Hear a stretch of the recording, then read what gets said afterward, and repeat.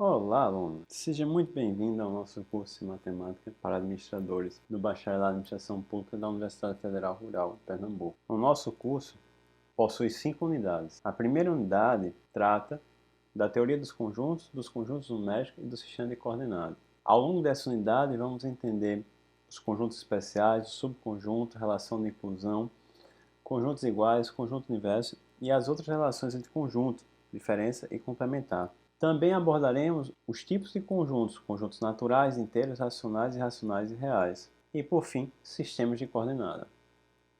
Ao longo do curso de Matemática para Administradores, abordaremos na unidade 2, matriz e sistema de equações lineares, uma abordagem introdutória às matrizes, as operações com matriz, igualdade de matriz, adição e subtração de matriz, multiplicação de uma matriz por um número real, multiplicação de matriz, introdução ao sistema de equações.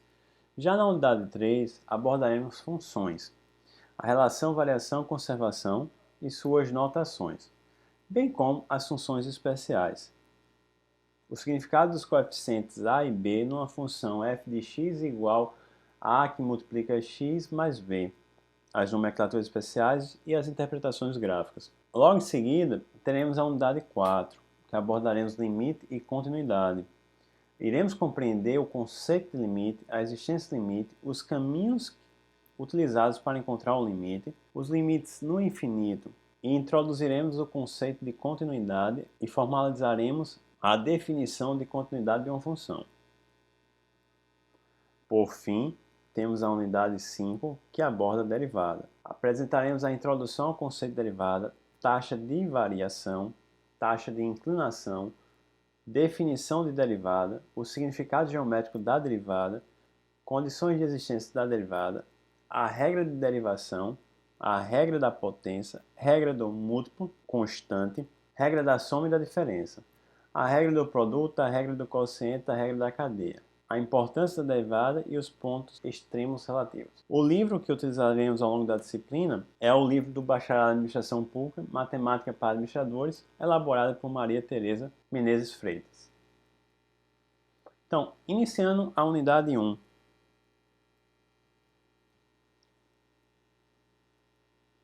Recuperando os conceitos. Os objetivos específicos de aprendizagem desta unidade 1 serão: utilizar a nomenclatura e a simbologia da teoria dos conjuntos, reconhecer e exemplificar diferentes tipos de conjuntos, solucionar problemas e identificar os conjuntos numéricos. O conceito de conjunto é importante para o desenvolvimento de quase todo o conteúdo que vai ser abordado nessa disciplina. Iremos tratar da ideia de conjunto, da simbologia e das notações, necessários para comunicar bem e com a mesma linguagem. O conjunto trata-se de um conceito primitivo. A gente não precisa de uma definição a partir de outros conceitos matemáticos. Podemos definir conjunto como uma coleção ou agrupamento de quaisquer elementos. Poderá ser, por exemplo, pessoas, objetos, numerais ou qualquer outro elemento ou ideia possível de agrupamento. Dizemos que um conjunto está bem definido quando podemos estabelecer com certeza se um elemento pertence ou não pertence àquele conjunto. A subjetividade não caracteriza um conjunto bem definido. Quando utilizamos a linguagem de conjunto e seus elementos, surge a chamada relação de pertinência. Nada mais é do que um elemento pode ou não pertencer ao conjunto. Para indicar um conjunto, a notação são letras maiúsculas, A, B, C, etc. Por exemplo, consideramos o conjunto A, os colaboradores do Hospital Municipal da cidade de Tirolex. Consideramos também que Fernando é um colaborador. A partir do momento que Fernando é um colaborador desse órgão público, Fernando pertence ao conjunto A. A representação, portanto, vai ser Fernando pertence a A. Ou Fernando pertence ao conjunto A. Mas, por exemplo, caso Mauro, que não é colaborador do hospital, como vai ser representada essa relação? Mauro, se não é colaborador do hospital, Mauro não pertence ao conjunto A. Portanto, Mauro não pertence ao conjunto A. A anotação para essa relação de não pertencer. Podemos representar um conjunto explicitando seus elementos entre chaves e cada um entre vírgulas. Por exemplo, o conjunto B é formado pelos números naturais ímpares menores que 10. Então, os naturais ímpares menores que 10 são 1, 3, 5, 7 e 9. A representação do conjunto B, portanto, vai ser B é igual a abre chaves 1, 3, 5, 7 e 9. Faremos o uso da reticência quando existir um número muito grande de elementos, uma quantidade sem fim de elementos. Por exemplo, o conjunto C, definido como números ímpares naturais menores que 100. Então, começo a citar quais são os números ímpares naturais menores que 100, mas se fosse citar, seriam muitos. Então, coloco C é igual a 1, 3, 5, 7, 9, 11, o inicial, reticência e o último elemento, o 99. Quando eu explicito esse último elemento, eu estou dizendo que o conjunto tem um número determinado de elementos. É um conjunto finito. Caso o conjunto não seja finito, não será explicitado o último elemento e a representação do conjunto será com reticência ao final. É o caso, por exemplo, do conjunto D, que é definido como os números naturais ímpares.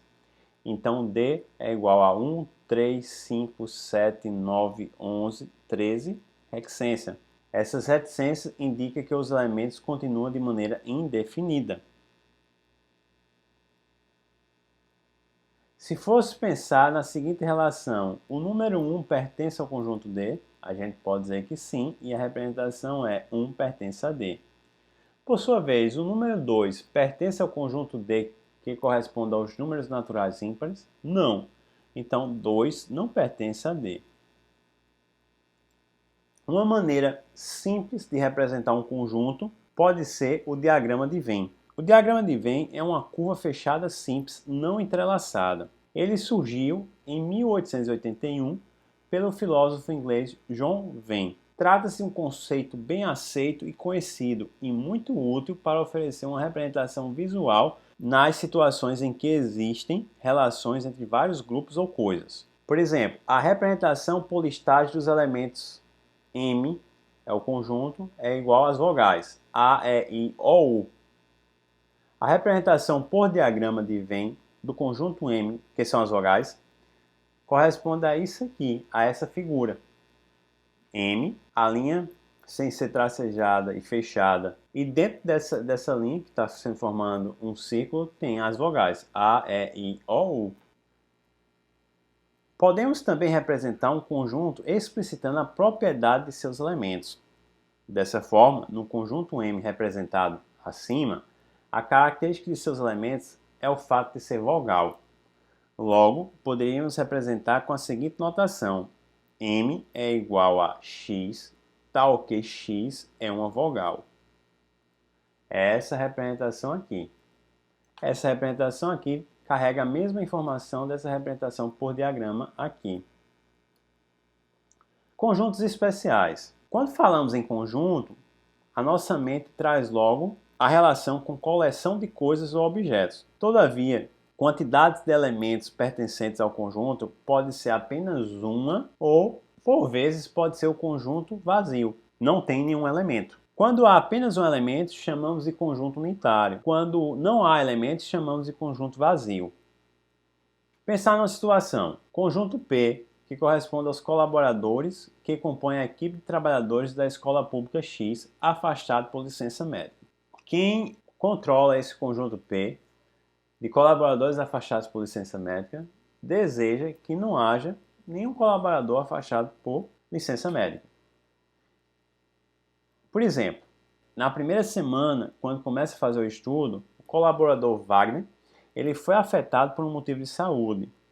Então, nessa primeira semana, o conjunto formado pelos colaboradores afastados por condições de saúde é composto por apenas um elemento, que no caso é Wagner. Se por acaso na segunda semana não ocorrer nenhum colaborador afastado por motivo de saúde, esse conjunto será vazio e a representação, por exemplo, será P2 igual a abre chave, fecha chave, sem nenhum elemento dentro. Ou P2 é igual a zero cortado, é o conjunto vazio.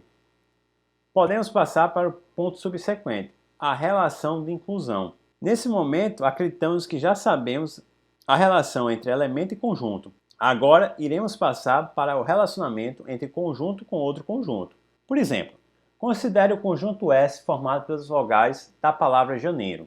Quando eu falo isso, eu estou falando da vogal A, E e O. Portanto, o conjunto S vai ser igual a abre chaves, A, E, I, O, fecha chaves. E se eu considerar o conjunto K formado pelas vogais do alfabeto?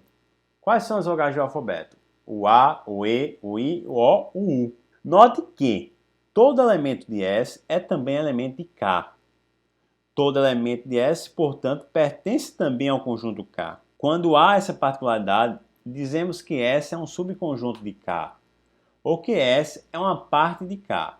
E a forma de indicarmos isso será: S está contido em K, ou K contém S, uma vez que K é maior. São todas as vogais, o A, o E, o I, O, U. O S não tem a vogal U, porque são as vogais que pertencem ao nome janeiro. Se fizermos a introdução do conjunto H e o conjunto H seja formado pelas letras da palavra firma, ou seja, o F, o I, o R, o M e o A, teremos que H é igual, abre chaves, as letras F, I, R, M e A. Note que existem elementos do conjunto S que não pertencem ao conjunto H, e assim S não está contido em H. Indicamos essa relação como S não está contido em H. Poderíamos também pensar que o conjunto H não contém um conjunto S, e nesse caso indicaríamos que H não contém S. Dessa forma, um conjunto não está contido em outro se existe pelo menos um elemento do primeiro que não seja elemento do segundo. Geralmente, para o caso em que a inclusão entre dois conjuntos não exista, utilizamos o símbolo não está contido. Porém, a lógica nos leva a pensar, de um lado, que um conjunto com menor número de elementos está contido ou não está contido em outro conjunto com maior número de elementos. Por outro lado, um conjunto com maior número de elementos contém ou não contém outro conjunto com menor quantidade de elementos. Assim, basta ficarmos atentos aos conjuntos que estamos relacionando e identificar a relação correta, se está contido, não está contido, se contém ou não contém, de acordo com o tamanho do conjunto e os elementos que estão sendo analisados. Conjuntos iguais. Um conjunto é dito igual quando tem exatamente os mesmos elementos. Ou seja, todo elemento que pertence a um conjunto A também tem que pertencer ao conjunto B para que eu possa declarar que o conjunto A seja igual ao conjunto B. Caso algum elemento de A não esteja em B, eu digo que o conjunto A é diferente de B. Quando eu digo que dois conjuntos são iguais, por exemplo, M e N é igual, eu estou dizendo que M está contido em N e N está contido em M. De outra maneira, podemos dizer que se dois conjuntos M e N são iguais, então M é subconjunto de N e ao mesmo tempo vale dizer que N é subconjunto de M. Observações importantes. O conjunto vazio é um subconjunto de qualquer outro conjunto. Todo conjunto é um subconjunto dele mesmo. Um conjunto que é formado por todos os subconjuntos de um dado conjunto A é denominado conjunto das partes de A. Indicamos o conjunto das partes de A por P, abre parênteses, A, fecha parênteses. Conjunto universo. É fundamental conhecermos o conjunto do qual podemos formar vários subconjuntos em um estudo. O conjunto do qual podemos formar vários subconjuntos de um estudo, ou seja, o conjunto em que todos os outros são subconjuntos dele, é determinado como sendo o conjunto universo. Exemplo de conjunto universo. Podemos considerar todos os colaboradores de prefeitura de todas as cidades do Brasil. Mas também podemos ser restritos. Podemos considerar todos os colaboradores de um estado, das prefeituras de seus municípios. Por exemplo, imagine o conjunto dos colaboradores da prefeitura da cidade X. admitindo que tem diferentes características, menos de 40 anos, se é do sexo masculino, se é do sexo feminino, se eles são moradores do mesmo bairro, se eles são moradores de bairros vizinhos. Dessa forma, veremos a importância da relação lógica, que utiliza a palavrinha e ou, e sua associação com o diagrama de Venn. Alguns subconjuntos eles podem se sobrepor ao outro quando realizamos a representação por meio do diagrama de Venn. Uma vez que, por exemplo, eu posso ter uma pessoa do sexo feminino com menos de 40 anos. Se eu fizer só o recorte do sexo feminino, está incluído dentro pessoas com menos de 40 anos. Do mesmo jeito, se eu fizer o recorte de pessoas com 40 anos, estará incluído nesse recorte pessoas de sexo feminino.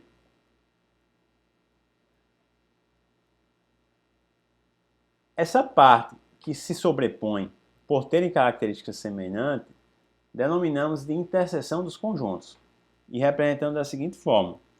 Nessa figura da página 20 do livro, eu tenho o conjunto A e o conjunto B. A parte mais escura em azul corresponde à interseção.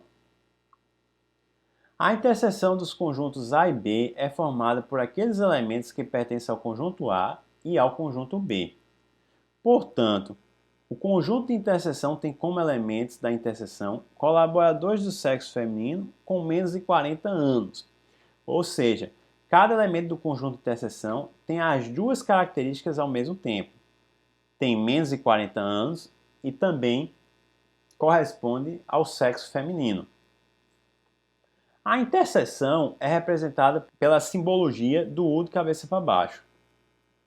Então, quando eu digo a interseção dos conjuntos A e B, eu represento por A, U de cabeça para baixo, B, ou lendo a interseção de A com B.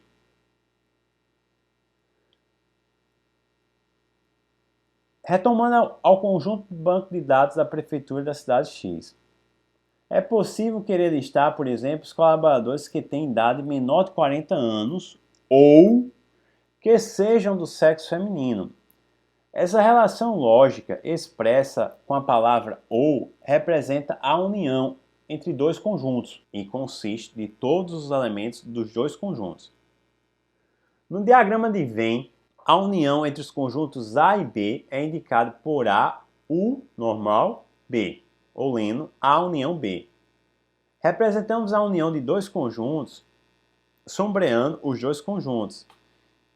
Corresponde aqui. Eu pego todos os elementos de A e todos os elementos de B. Dessa forma, eu tenho A união B. Muitas vezes nos referimos à união e à interseção como operações entre conjuntos, mas temos que ter atenção ao fato de não somamos e subtraímos conjuntos como somamos e subtraímos os números. O que fazemos é somarmos ou subtrairmos a quantidade de elementos dos conjuntos envolvidos quando necessário, de acordo com se é união ou se é interseção que está sendo analisada. Outras relações entre conjuntos: diferença e complementar. Denominamos de diferença entre dois conjuntos A e B a indicação de A menos B. Conjuntos formados pelos elementos que pertencem ao conjunto A e que não pertencem ao conjunto B. Exemplos: podemos indicar A menos B como sendo igual a X, tal que X pertence ao conjunto A e X não pertence ao conjunto B. Dado que o conjunto A seja igual a 0, 1, 3, 4, 5 e o conjunto B seja igual a 1, 3, 6, 8 e 9, diremos que A menos B será 0, 4 e 5. Uma vez que 0, 4 e 5 só pertencem ao conjunto A e não pertencem ao conjunto B. Quando colocamos os dois conjuntos na representação do diagrama de Venn e colocamos os termos em comum na parte da interseção, que no caso é 1 e 3, e logo em seguida colocamos os elementos que pertencem apenas ao conjunto A e que pertencem ao conjunto B, é possível facilmente indicar qual é o resultado de A menos B. Para o caso em que B é um subconjunto de A, ou seja, B está contido em A, a diferença é chamada de complementar de B em relação a A e pode ser indicada da seguinte forma: C, que é o complementar, de B em relação a A. A anotação é essa. Dessa forma, quando eu coloco o complementar de B em relação a A, eu estou querendo dizer que é A menos B, sendo B está contido em A. Para fixar, o livro coloca na página 23 alguns exercícios. Vamos à resolução deles.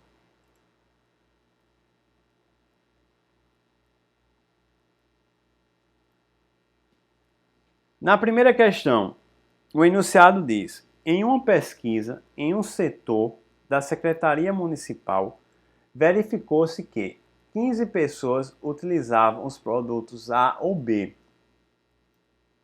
sendo que algumas delas utilizavam A e B, ou seja, utilizavam ambos. Sabendo que o produto A era utilizado por 12 pessoas e o produto B por 10 delas, encontre o número de pessoas que utilizavam ambos os produtos. Então, o que a gente vai fazer é o seguinte: buscamos a representação por meio do diagrama de Venn para facilitar o processo de resolução. Traçamos dois círculos interligados, um para representar o conjunto A e o outro para representar o conjunto B. Coloco o X onde os dois círculos se encontram, onde há a interseção do conjunto A e o conjunto B, que é o que está representado aqui na figura. No primeiro círculo, eu coloco 12 menos x, seguindo a orientação que é dita aqui. Sabemos que o produto A era utilizado por 12 pessoas. Por sua vez, no segundo ciclo, o B, eu coloco 10 menos x, seguindo a orientação dita no cabeçalho da questão. O produto B era utilizado por 10 delas. Faço a representação do quadrante por meio da área retangular aqui, e nesse quadrante é o total de 15. Após a representação por meio do diagrama de Venn, é só fazer a operação A mais B mais X é igual ao resultado que é indicado, no caso 15. Ou seja, a partir das informações que colocamos lá, acima, e usando as informações do cabeçalho da questão, do enunciado da questão, temos que 12 menos x mais 10 menos x mais x é igual a 15. Menos x com mais x, eles se anulam, dá zero. Então fica 12 menos x mais 10 é igual a 15. 12 mais 10 dá 22, menos x é igual a 15. Isolando o x, fica menos x é igual a 15 menos 22. Menos x é igual a menos 7, que multiplica menos 1. X, portanto, é igual a 7. Essa é a resposta para o número de pessoas que utilizam ambos os produtos. Utilizam A e B.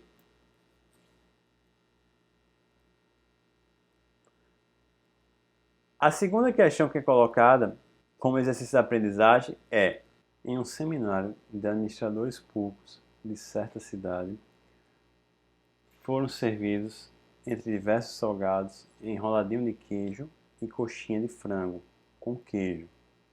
Sabe-se que, das 100 pessoas presentes, 44 comeram coxinha de frango com queijo e 27 comeram enroladinho de queijo. Também se tem a informação de que 20 pessoas comeram dos dois tipos, enroladinho de queijo e coxinha de frango com queijo. Ao final do evento, verificou-se que o queijo utilizado no enroladinho e na coxinha estavam com uma bactéria que provocava desconforto estomacal. Encontre para o organizador do evento a quantidade de pessoas que não comeu nem coxinha de frango nem enroladinho de queijo. Então, as informações que a questão 2 fornece para a gente são: 44 pessoas comeram coxinha de frango com queijo, sendo que 20 das que comeram coxinha também comeram enroladinho de queijo. 27 comeram enroladinho de queijo, sendo que 20 comeram a coxinha também. Então vamos lá. 44 pessoas comeram coxinha. Dentro dessas 44 pessoas, 20 delas comeram coxinha e enroladinho. Ou seja, 44 menos 20 é igual a 24. E 24 é o número de pessoas que comeram só coxinha. Das 27 que comeram enroladinho de queijo, 20 também comeram coxinha. Ou seja, 27 menos 20 significa dizer que dá 7. São 7 pessoas que comeram apenas enroladinho. Então, concluindo o número de pessoas que comeram os salgadinhos coxinha de frango com queijo e enroladinho de queijo, ou os dois, será da seguinte forma: 7 que comeram só enroladinho, 24 que comeram só coxinha, mais 20 que comeram ambos. Somando, temos 51 pessoas que comeram ou enroladinho de queijo ou coxinha de frango com queijo. Dado que a festa teve 100 pessoas, retira as 51 pessoas que comeram dos dois salgados, eu tenho que 49 pessoas não comeram nenhum dos dois tipos de salgados.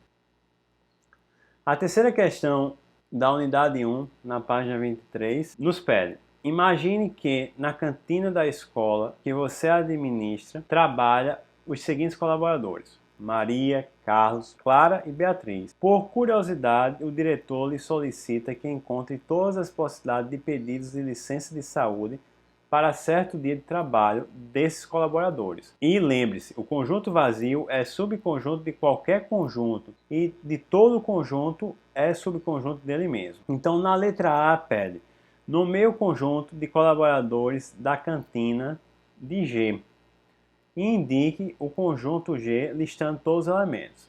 Então, o conjunto de colaboradores da cantina é indicado por G e é formado por Maria, Carlos, Clara e Beatriz. De maneira simplificada, colocando as duas letras iniciais do nome, eu tenho MA, CA, CL e BE. Na letra B, pede: como se denomina o conjunto formado por todos os subconjuntos de G? Corresponde ao que a gente viu, que é o conjunto das partes de G. Indique e encontre o conjunto das partes de G, listando todos os elementos. Então, tem o quê? Partes de G vai ser o vazio, Maria apenas, Carlos apenas, Clara apenas, Beatriz apenas. Maria com Carlos, Maria com Clara, Maria com Beatriz. Carlos com Clara, Carlos com Beatriz. Clara com Beatriz. Maria, Carlos e Clara. Maria, Clara e Beatriz. Carlos, Clara e Beatriz. Maria, Carlos e Beatriz. Maria, Carlos, Clara e Beatriz. Dessa forma está respondida as 3 letras da questão 3. Para encerrar o questionário da página 23, temos a questão 4. Pede: considere o diagrama a seguir, no qual A, B, C, que diz: considere o diagrama a seguir, no qual A, B e C são 3 conjuntos não vazios. Marque verdadeiro para as afirmativas verdadeira e falso para as afirmativas falso. Então a letra A diz: A está contida em B. A está contida em B. Então é verdadeiro. Na letra B diz: C está contido em B. Não é verdadeiro. Então é falso. C é maior do que B. B está contido em A. Também é falso, porque A é menor que B. A está contido em C. De fato está verdadeiro. A está contido em C. Na letra E, tem B não está contido em A. B não está contido em A. Verdadeiro. Na letra F, eu tenho que A não está contido em C. É falso, porque A está contido em C. Na letra G, eu tenho B contém A. É verdadeiro. E na letra H, eu tenho que A não está contido em B. E isso é falso. Retornando para o livro, temos o exemplo 1. Em uma seleção de pessoal para uma nova vaga de um setor público, a equipe responsável recebeu currículos de 60 candidatos. Os 3 quesitos principais que seriam analisados são as principais habilidades de um gestor. Quais sejam? Habilidades conceituais, habilidades humanas, habilidades técnicas. Do total, 15 deles tinham habilidades conceituais, 18 tinham habilidades humanas, 25 possuíam habilidades técnicas, 6 candidatos tinham tanto habilidades humanas quanto conceituais, 8 por sua vez tinham habilidades humanas quanto técnicas, 2 possuíam as 3 habilidades conceituais, humanas e técnicas. 18 não tinha nenhuma das 3 habilidades. Com base nessa informação, responda: quantos candidatos possuíam apenas habilidades conceituais? Quantos candidatos possuíam apenas habilidades humanas? Quantos candidatos possuíam apenas habilidades técnicas? A resolução. Primeiramente, vamos separar os dados que a questão nos fornece. O total de candidatos são 60. A questão coloca para a gente que com habilidades conceituais, que chama de HC, há 15 candidatos. Com habilidades humanas, HH, há 18 candidatos. Com habilidades técnicas, HT, há 25 candidatos. Sem nenhuma das 3 habilidades, há 18 candidatos. Com habilidades humanas e conceituais, ou seja, HH interseção de HC, são 6.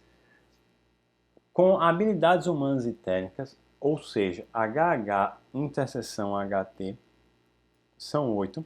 Com as 3, ou seja, HH interseção com HT interseção com HC, são 2. Elaborando diagramas de Venn com os dados e compreendendo o que representa cada parte. Então, o conjunto HC, habilidades conceituais, o conjunto HH, habilidades humanas, e o conjunto HT, habilidades técnicas. Ao construir o diagrama de Venn, temos que 60 candidatos no total, sendo que 18 não estão presentes nem em HH, nem HC, nem HT. Temos as áreas de interseção, que a gente precisa saber qual valor vai estar para cada um.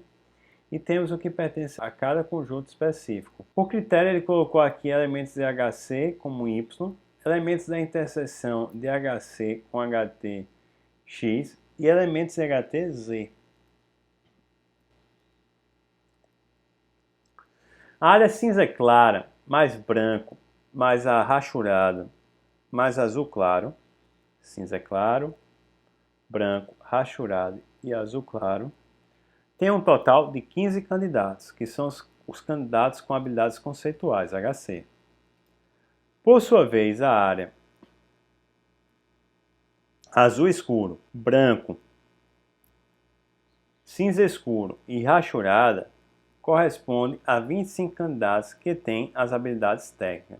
A área azul claro, preto, cinza escuro e rachurada corresponde aos candidatos que têm a habilidade humanas. São 18 candidatos. Por sua vez, azul claro mais rachurada será igual aos candidatos com HC, habilidades conceituais e habilidades humanas. Já se for branco e rachurada, temos candidatos com habilidades conceituais e habilidades técnicas. Por sua vez, rachurado e cinza escuro, temos candidatos com habilidades técnicas e habilidades humanas. O número de candidatos que possuem habilidades humanas é igual a 18.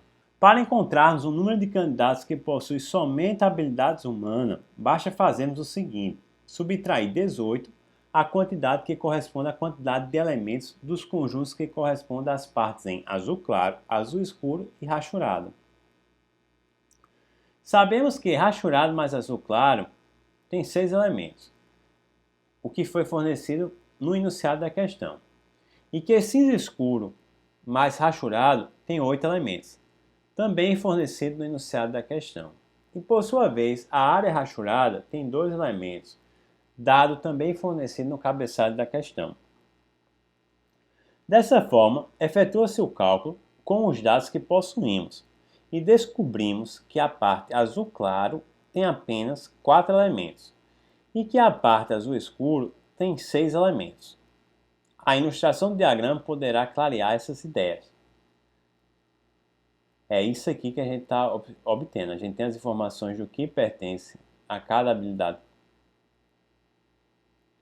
e os valores das interseções. Assim, 18, que é o total de candidatos que tem a característica habilidade humana, menos 4, menos 2, menos 6, vai ser igual a 18 menos 12, que é igual a 6. Então, ao retirar os candidatos que possuem habilidades humanas e outra característica, eu fico só com os candidatos com habilidades humanas, e o total são 6. Para descobrirmos quantos candidatos possuem somente a habilidade conceitual e, por sua vez, quantos possuem somente a habilidade técnica, vamos chamar a cinza claro, a parte da habilidade conceitual, chamamos de Y. A região azul escuro, que é a parte da habilidade técnica, vamos chamar de Z. E a região da interseção entre a habilidade conceitual e a habilidade técnica será denominada por X. Dessa forma, vamos poder fazer o seguinte sistema de equações com os dados que se possui. Eu tenho que x mais y mais 4 mais 2 é igual a 15. Eu tenho que x mais z mais 6 mais 2 é igual a 25. E eu tenho que x mais y mais 4 mais 2 mais 6 mais 6 mais z mais 18 é igual a 60. Reescrevendo esse sistema de equação, realizando as somas que são possíveis serem realizadas, temos que x mais y mais 6 é igual a 15, x mais z mais 8 é igual a 25, x mais y mais z mais 36 é igual a 60. Ainda podemos reescrever o sistema de equação realizando a passagem da parte numérica que está no lado esquerdo para o lado direito. Dessa forma, o sistema de equação fica x mais y é igual a 9, uma vez que 15 menos 6 dá 9. X mais z é igual a 17, uma vez que 25 menos 8 é igual a 17. X mais y mais z é igual a 24, uma vez que 60 menos 36 é igual a 24. Então, temos essas três equações. Da equação 1, x mais y é igual a 9, eu posso obter a informação relevante para substituir na equação 3. Dessa forma, eu tenho que x mais y é igual a 9, mais z igual a 24.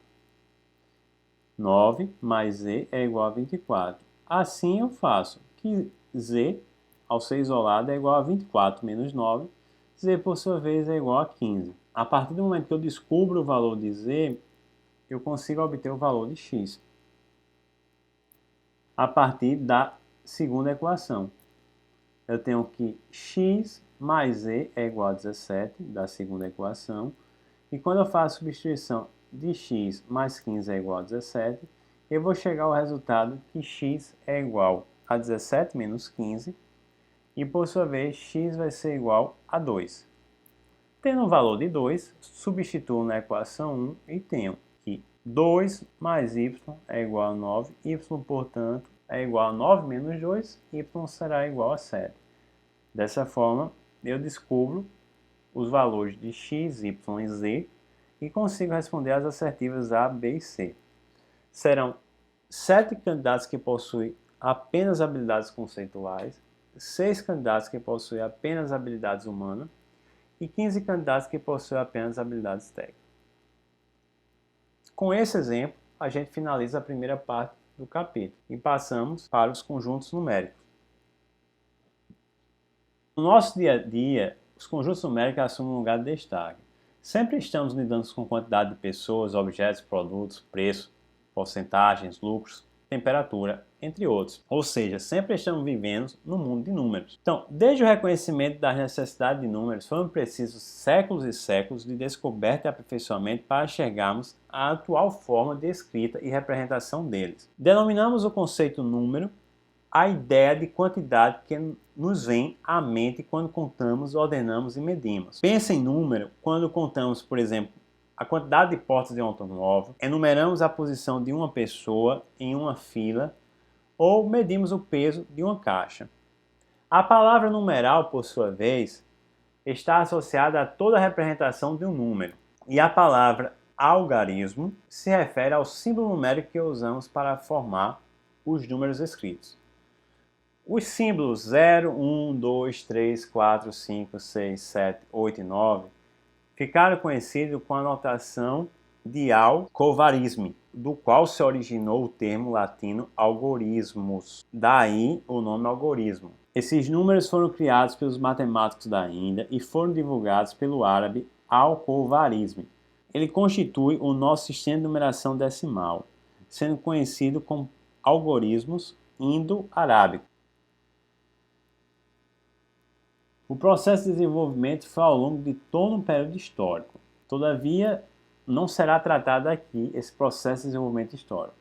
O que precisamos saber aqui é que, com o tempo, surgiram vários conjuntos numéricos. O primeiro conjunto que surgiu corresponde ao conjunto de números naturais, representado pela letra N. Em seguida, conjunto de números inteiros, representado pela letra Z. Na sequência, conjunto mais amplo, conjunto de números racionais, representado pela letra Q. Por sua vez, também temos um conjunto de números irracionais, representado pela letra I. E, por fim, o conjunto de números reais, representado pela letra R. Vamos entender cada conjunto. O conjunto de números naturais, ele é infinito e ele é contável.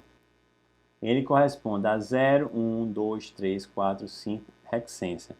Quando utilizamos N asterisco, estamos falando do conjunto de números naturais sem incluir o número 0, ou seja, é excluído o número 0. E a representação dele começa a partir do algarismo 1. 1, 2, 3, 4, 5 hexadecimal.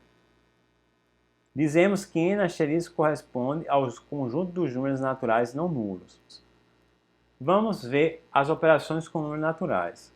A adição de números naturais, a soma de dois números A e B.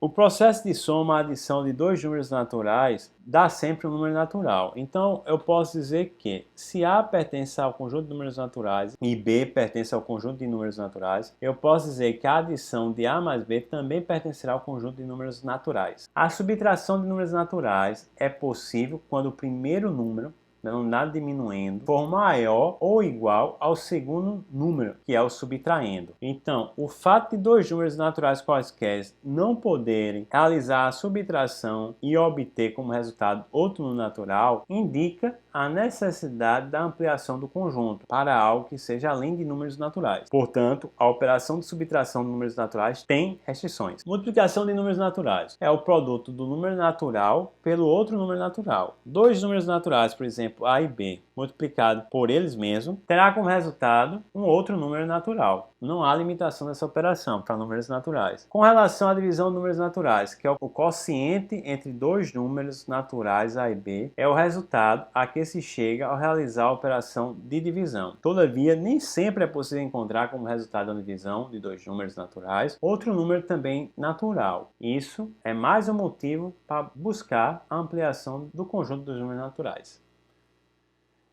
Nessa ampliação do conjunto dos números naturais, chegamos ao conjunto dos números inteiros, que corresponde ao conjunto dos números naturais ampliado. O conjunto é formado pelos inteiros positivos, pelos inteiros negativos e zero, e sua letra de representação é Z. Então, Z vai do hexadecimal, menos 5, menos 4, menos 3, menos 2, menos 1, 0, mais 1, mais 2, mais 3, mais 4, mais 5. Não é preciso escrever sempre o sinal positivo antes nos números positivos. Então, eu poderia ter menos 1, 0, 1, 2. Não preciso ter o sinal positivo antes do número positivo.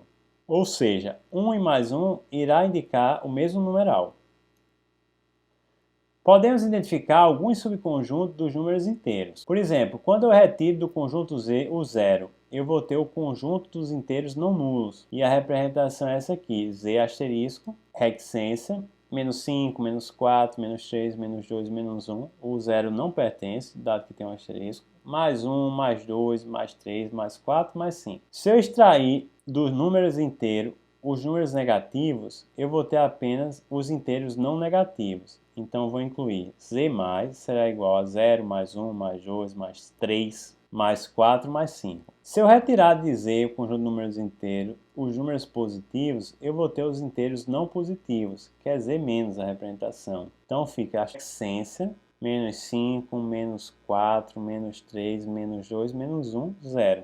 E se eu extrair de Z inteiros não negativos e dizer inteiros não positivos o número 0, eu tenho o conjunto Z asterisco mais, que é inteiros positivos, mais 1, mais 2, mais 3, mais 4, mais 5. E Z asterisco menos, que são os inteiros negativos. Abre parênteses, reticência, menos 5, menos 4, menos 3, menos 2, menos 1. Logo, Z não negativo vai ser igual ao conjunto dos números naturais. E o conjunto dos números naturais está contido em Z. Operações com números inteiros. As operações com números inteiros. As operações anteriormente descritas para o conjunto de números naturais também são válidas para o conjunto de números inteiros. Quaisquer dois inteiros podem ser subtraídos, somados ou multiplicados. Contudo, em se tratando de divisão, não podemos dizer o mesmo. Nem sempre o resultado de uma divisão de números que pertencem ao conjunto de números inteiros será um número inteiro. Então, vemos a necessidade de ampliação desse conjunto. O próximo conjunto, portanto, é o conjunto dos números racionais. O conjunto de números racionais é constituído pelos números inteiros e pelas frações positivas e negativas. A letra que representa é a letra Q. Então, Q é igual a A dividido por B, A e B pertencentes a números inteiros, B diferente de zero. Ou seja, Q é igual, abre chave, reticência, menos 2, reticência, menos 5 dividido por 3, reticência 0, reticência 2/3, reticência mais 1, reticência fecha aspas. Isso é só uma das possíveis representações do conjunto de números racionais, porque qualquer número inteiro e fração positiva e negativa de números inteiros constitui um conjunto de números racionais. Os subconjuntos desse conjunto de números racionais são o Q asterisco, são os racionais não nulos.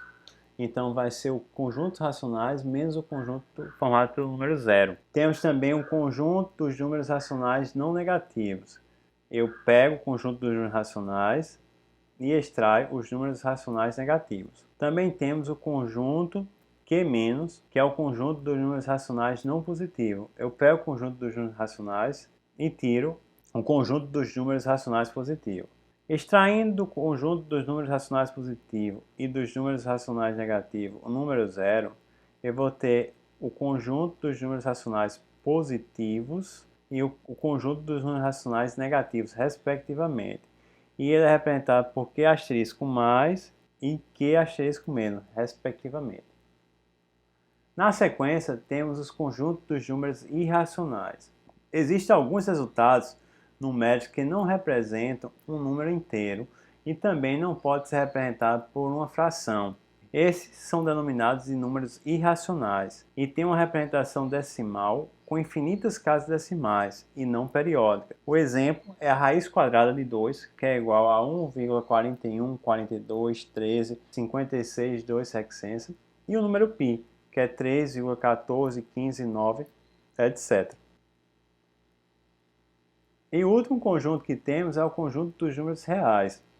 Qualquer número racional ou irracional corresponde a um número real. Podemos dizer, portanto, que um número real é todo número com representação decimal finita ou infinita. A letra que representa o conjunto dos números reais é R. E, por sua vez, R asterisco representa os números reais não nulos. Então, R é igual a x, tal que x é um número racional ou irracional.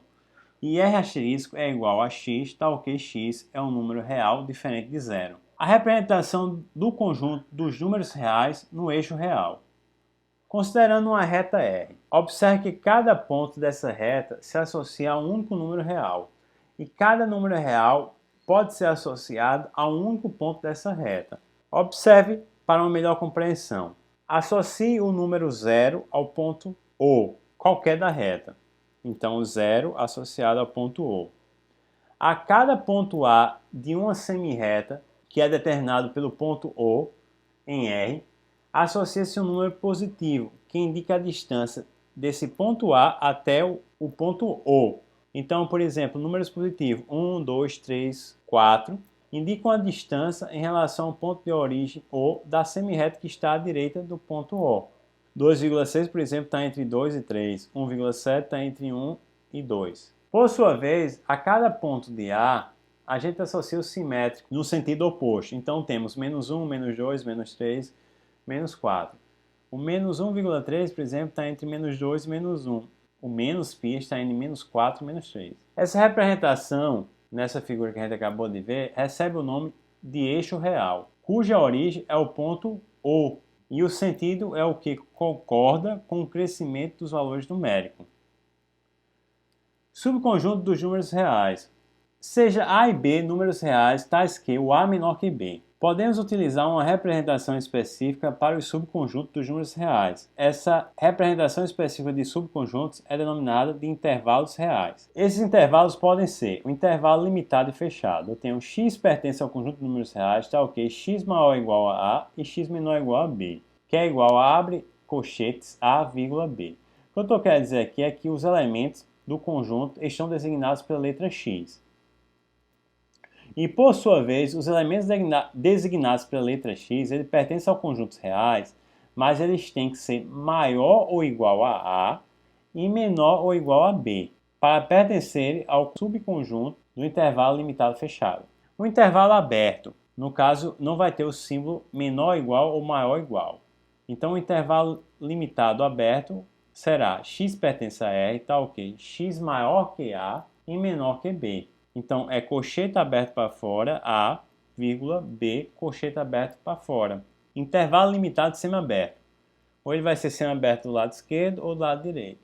Então, x pertence a R, tal que x maior que A e menor ou igual a B. Então, ele está sendo intervalo aberto do lado menor, que é A, do lado esquerdo. Então, colchete aberto do lado de A, vem um A, vírgula, B, colchete fechado. X pertence a R, tal que x maior ou igual a A e menor que B. Então, está aberto do lado maior, que é o lado B, do lado direito. Então, colchete fechado do lado de A, vírgula, B, colchete aberto. E temos intervalos ilimitados. Por exemplo, x pertence a R, tal que x maior ou igual a A. Então, vai colchete fechado A mais infinito. X pertence a B, x maior que A. Então, colchete aberto em A mais infinito, colchete aberto. X pertence a R, x menor ou igual a A. Então, colchete aberto menos infinito, A, colchete fechado. X pertence a R, tal que x menor que A. Então, colchete aberto menos infinito, A, colchete aberto. R, por sua vez, é igual a colchete aberto menos infinito, mais infinito, colchete aberto. Na sequência, temos o sistema de coordenadas. Para localizarmos precisamente um ponto qualquer de uma figura plana, usamos como referência as duas retas numéricas. E dessa forma, obtemos o que denominamos de coordenadas de um ponto.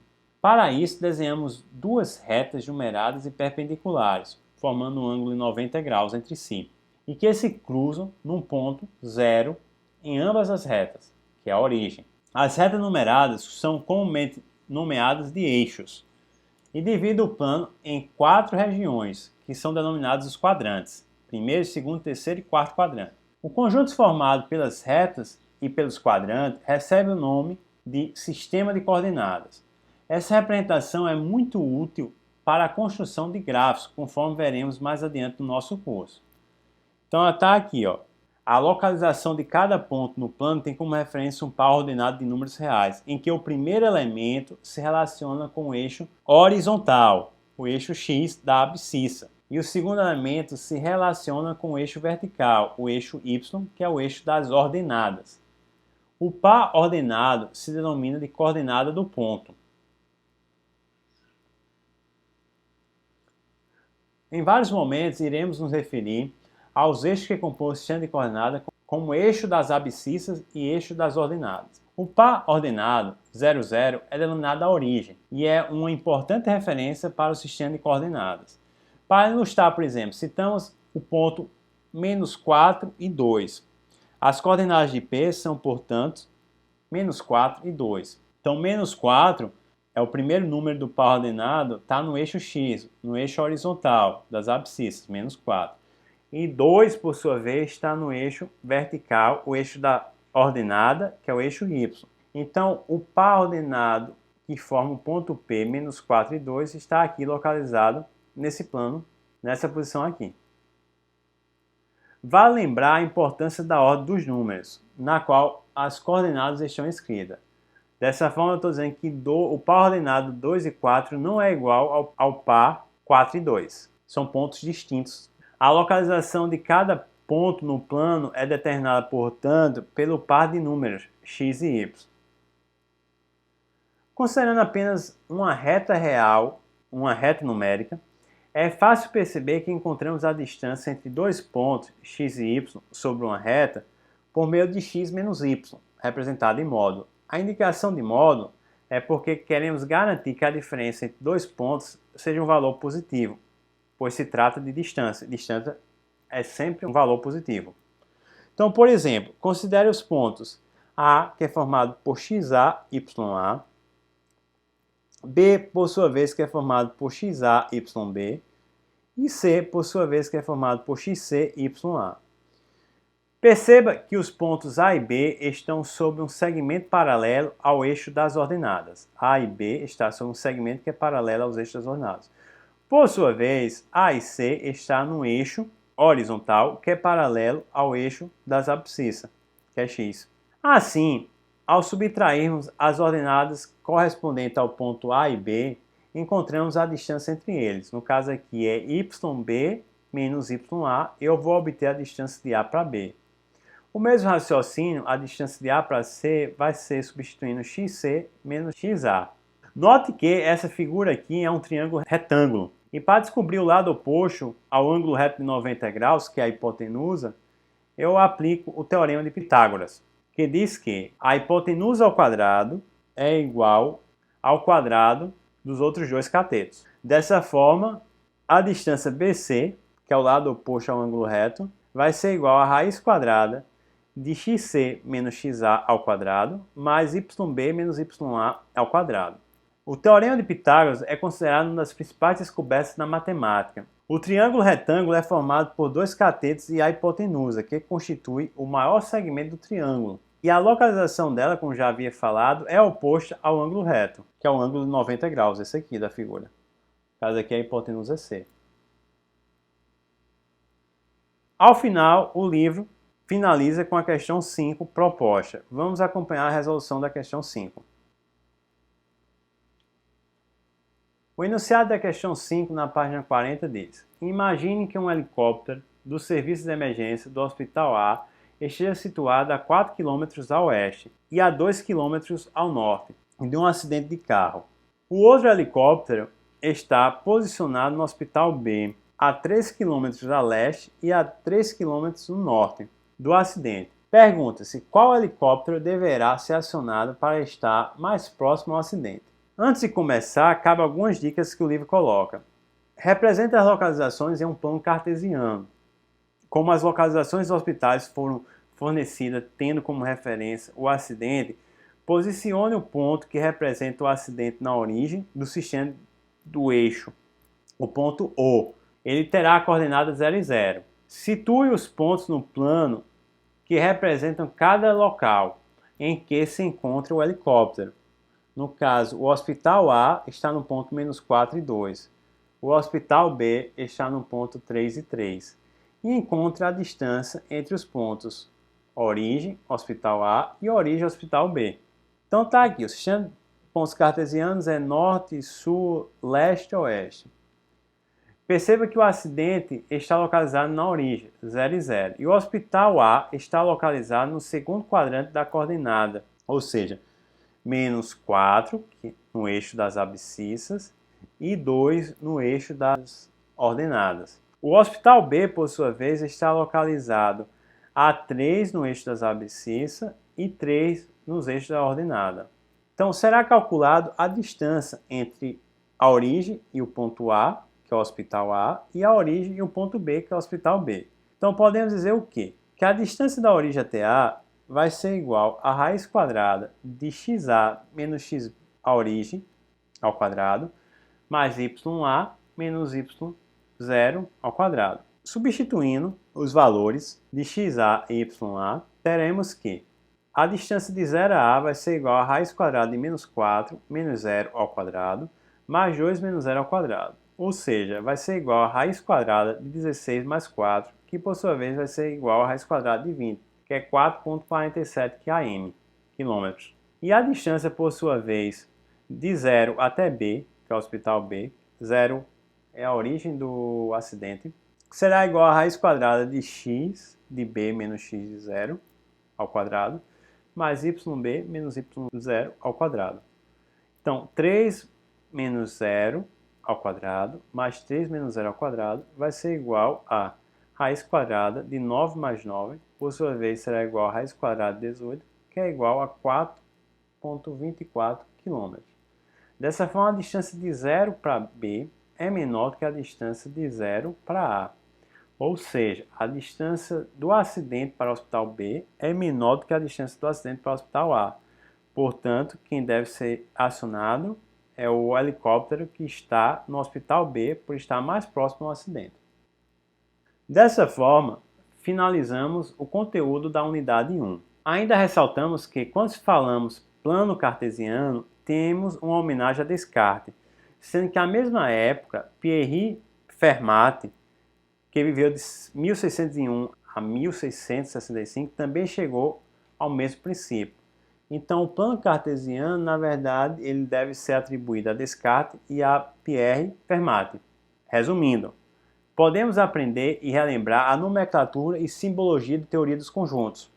Evidenciamos as notações e vimos os problemas que envolvem conjuntos numéricos e suas operações.